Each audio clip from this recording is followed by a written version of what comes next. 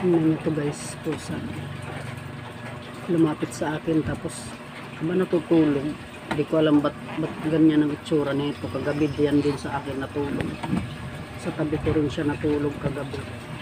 Ayan. Nagsandal pa sa aking braso, pumunta dito sa aking lamesa. Ayan. Natutulog yata siya. Hindi ko alam kung anong ibig sabihin yan.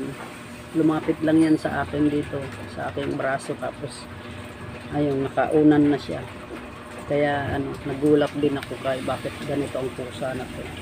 Kagabi tumabi rin sa aking higaan kasi itong bahay namin kahit may pintuan nakakakyat siya sa bubong sa may kisame, doon siya dumadaan. Tapos ayun, natulog talaga siya sa tabi ko. Di ko alam na di ko alam na katabi ko siya. Nagising ako, nasa tabi ko na lang. Ganyan ang pusa ko ito. Kaya ewan ko ba at ganyan siya sa akin. Nung may sakit din ako, hinilot-hilot, hinagod-hagod lang yung aking sa bandang aking dibdib ba o aking braso. Tapos yung hinagod-hagod niya ng dalawa niyang paa.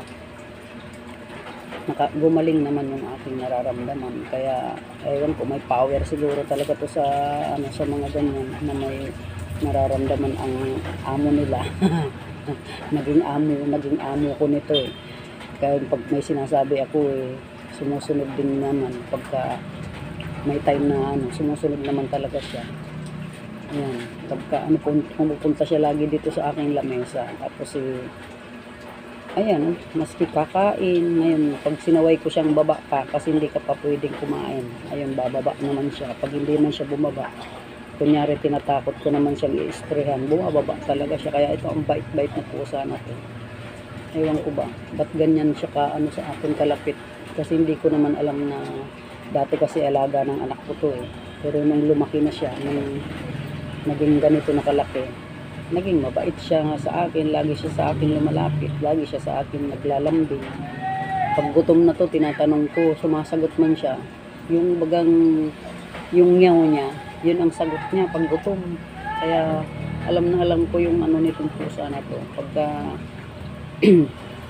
para bang pag may gusto siyang gawin, may time na pag nakasimang pagka parang anlungkot, yan, tinatanong ko siya, ba't ka malungkot? Gutom ka na ba? Pag gutom talaga yan, sasabihin, nyaw!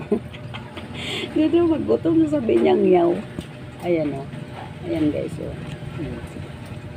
yan pusa na yan, talagang napakalambing yan sa akin. Tingnan mo naman, sa braso ko pa talaga siya umunan.